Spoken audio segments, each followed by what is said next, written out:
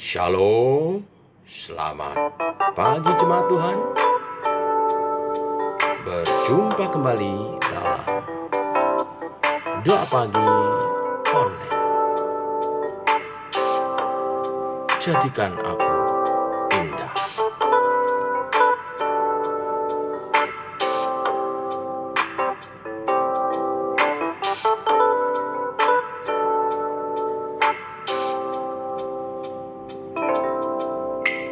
Ku datang ya Bapa dalam kerinduan, memandang keindahan-Mu. Ku berikan segalanya, semuanya yang ada. Ku ingin menyenangkan hati-Mu, oh Tuhan.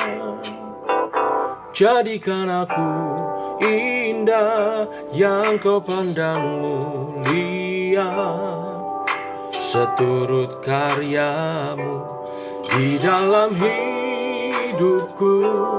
Ajarku berharap hanya kepadamu, taat dan setia kepadamu Tuhan.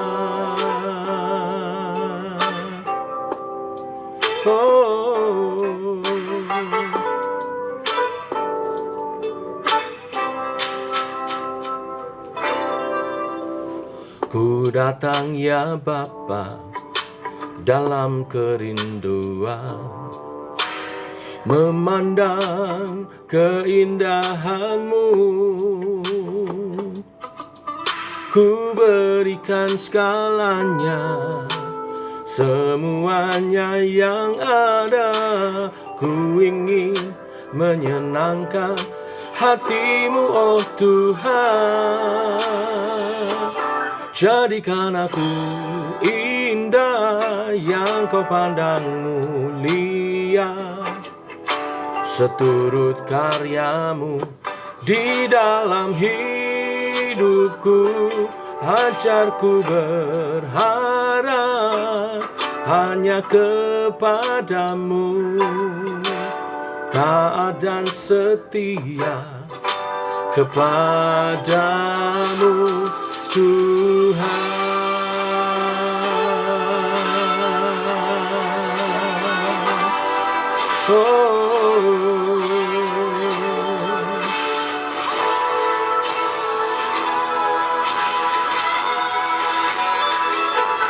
Jadikan aku indah yang Kau pandang mulia, seturut karya-Mu di dalam hidupku.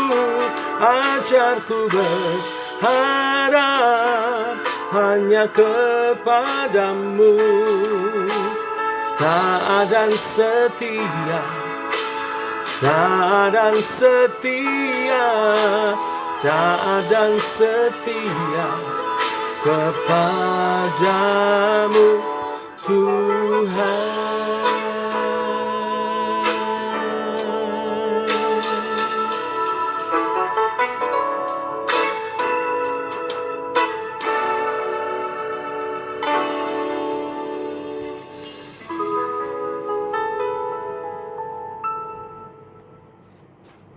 Tiba waktunya untuk kami merenungkan firman-Mu.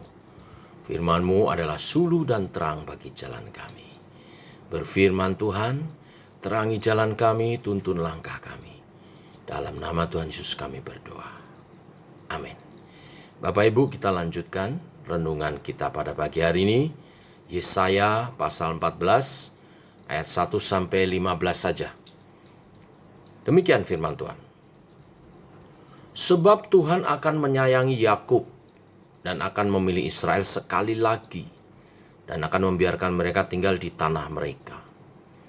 Maka orang asing akan menggabungkan diri kepada mereka dan akan berpadu dengan kaum keturunan Yakub.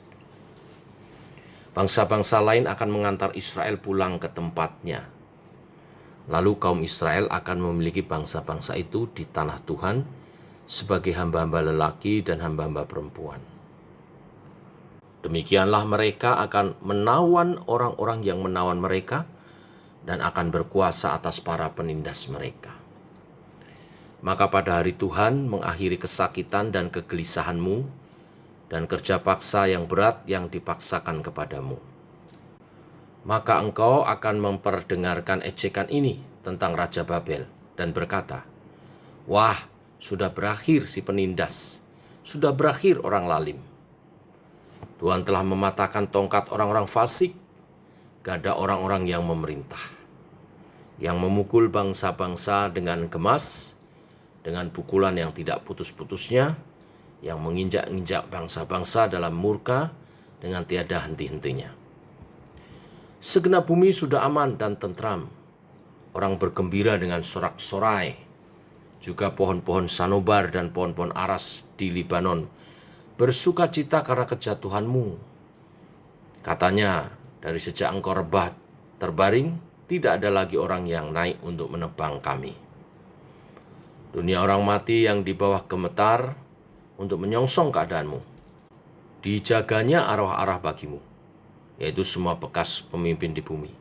Semua bekas raja bangsa-bangsa dibangunnya dari tahta mereka. Sekaliannya mereka mulai berbicara dan berkata kepadamu, engkau juga telah menjadi lemah seperti kami, sudah menjadi sama seperti kami. Ke dunia orang mati sudah diturunkan kemegahanmu dan bunyi gambus-gambusmu. Ulat-ulat dibentangkan sebagai lapik tidurmu dan cacing-cacing sebagai selimutmu. Wah, engkau sudah jatuh dari langit, hai bintang timur, putra fajar. Engkau sudah dipecahkan dan jatuh ke bumi, hai yang mengalahkan bangsa-bangsa. Engkau yang tadinya berkata dalam hatimu, aku hendak naik ke langit, aku hendak mendirikan tahtaku, mengatasi bintang-bintang Allah, dan aku hendak duduk di atas bukit pertemuan, jauh di sebelah utara. Aku hendak naik mengatasi ketinggian awan-awan, hendak menyamai yang maha tinggi. Sebaliknya, ke dalam dunia orang mati, engkau diturunkan ke tempat yang paling dalam di liang kubur. Sampai di sini saja pembacaan kita, Bapak Ibu jemaat Tuhan. Selain berbicara tentang nubuatan bagi umat Tuhan Israel, Yehuda, yang berhubungan dengan kerajaan Babel yang menawan mereka sebagai budak buangan, pekerja rodi di Babel. Tetapi juga berbicara tentang masa depan akhir zaman, kerajaan 1000 tahun damai, di mana keadaan berbalik seperti dinubuatkan Yesaya bahwa Israel akan bangkit, mengalahkan Babel, dan menawan mereka ganti menjadi pekerja, menjadi budak mereka. Demikian terjadi di akhir zaman, bahwa umat Tuhan Israel dan juga Israel rohani yang kita imani akan memerintah bersama Kristus atas seluruh umat manusia di dunia ini. Babel atau kerajaan Babel melambangkan kekuasaan dunia yang akan ditaklukkan di bawah kaki Kristus bersama umatnya yang kudus. Nah, di balik kisah nubuatan ini ada nilai-nilai yang kita bisa pelajari. Kehidupan manusia itu digambarkan seperti roda. Kadang berada di bawah, tapi pada waktunya akan ke atas. Saat di bawah, ingatlah bahwa kita pernah di atas. Dan saat di atas, ingatlah juga bahwa kita pernah di bawah. Apa maksudnya? Jadi tidak perlu rendah diri, kecewa, putus asa, ketika kita sedang berada di bawah.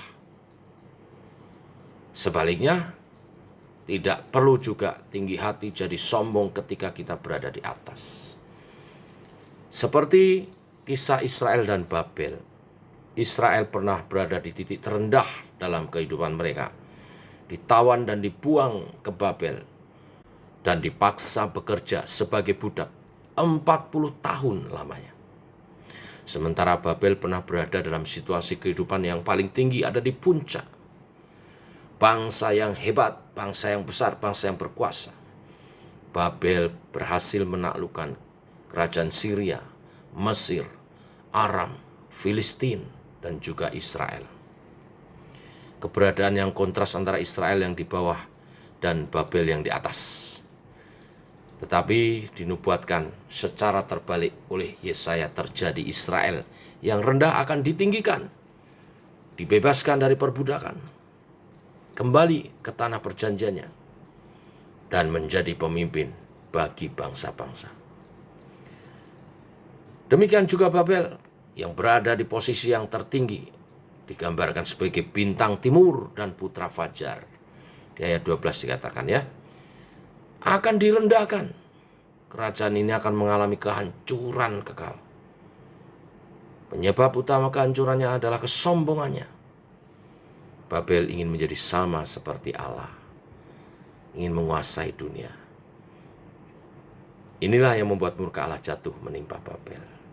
Bapak Ibu jemaat Tuhan, karena itu pesannya bagi kita pagi hari ini. Saat kita merasa di bawah, jangan tawar hati, sedih atau putus asa. Karena Tuhan senantiasa memberikan pengharapan serta jalan keluar yang terbaik. Amin. Bukankah habis hujan tampak pelangi? Dan bukankah badai pasti berlalu? Asal kita mau taat dan setia serta mengandalkan Tuhan, pada waktunya Tuhan angkat kita kembali. Sementara itu bagi kita yang sekarang masih ada atau sedang di atas, satu peringatan, jangan sombong, jangan takabur, merendahkan orang, meremehkan, dan berlaku semena-mena. Karena mungkin kita juga bisa akhirnya turun ke bawah. Maka apa yang kita lakukan saat di atas, pergunakan kekayaan dan kesempatan yang Tuhan berikan untuk makin mengasihi dan menolong orang banyak. Jadilah berkat, berbuat baik, segala berkat yang dilimpahkan oleh Tuhan saat engkau ada di atas, pakai untuk jadi berkat bagi sesama. Maka dalam hal ini, nama Tuhan dimuliakan. Akhirnya, baik kita di atas maupun di bawah, nama Tuhan akan dimuliakan. Saat di bawah kita tidak bersungut-sungut, tapi beriman percaya kepada pengharapan yang di dalam Tuhan. Saat di atas kita tidak jadi sombong, tapi makin dipercaya menjadi saluran berkat bagi sesama. Baik di atas di bawah, nama Tuhan dimuliakan. Tuhan memberkati. Shalom, mari kita berdoa. Bapa, kami mengucap syukur oleh kasih dan anugerah-Mu, rahmat-Mu baru.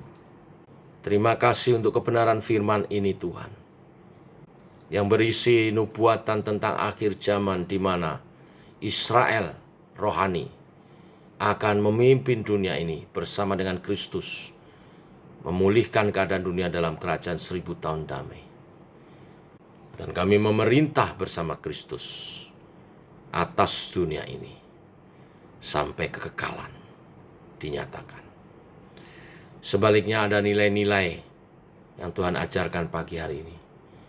Saat kami ada di bawah maupun saat kami ada di atas, hidup kami akan tetap memuliakan Tuhan. Saat di bawah tidak bersungut-sungut, tidak mengomel. Sebaliknya berpengharapan di dalam Tuhan, yang kami nyatakan dalam doa-doa dan sikap hidup yang tetap baik walaupun dalam keadaan sulit. Dan saat keadaan menjadi baik pun, saat kami ada di puncak sekalipun, kami diingatkan untuk tidak sombong. Tetapi segala berkat yang Tuhan limpahkan adalah untuk jadi saluran berkat bagi sesama. Untuk menjadi kepanjangan tangan Tuhan menolong yang lemah. Untuk menjadi kakinya Tuhan menjangkau jiwa-jiwa, mengabarkan Injil, mendukung pekerjaan Tuhan dengan segala fasilitas yang Tuhan berikan. Kesehatan kami adalah fasilitas dari-Mu. Kekuatan kami adalah fasilitas dari-Mu. Finansial kami adalah fasilitas dari-Mu. Keluarga yang baik adalah fasilitas dari-Mu. Kami belajar mempersembahkan untuk kemuliaan nama Tuhan. Saat di bawah, saat di atas, kami boleh memuliakan Tuhan. Ini doa kami menyertai sepanjang hari ini perjalanan hidup umat-Mu. Dalam nama Tuhan Yesus Kristus. Amin. Demikian saudara, doa pagi kita. Selamat pagi, jangan lupa nanti malam kita berkumpul di dunia maya melalui Zoom dalam komsel umum untuk kita mendalami firman Tuhan. Tuhan memberkati. Shalom.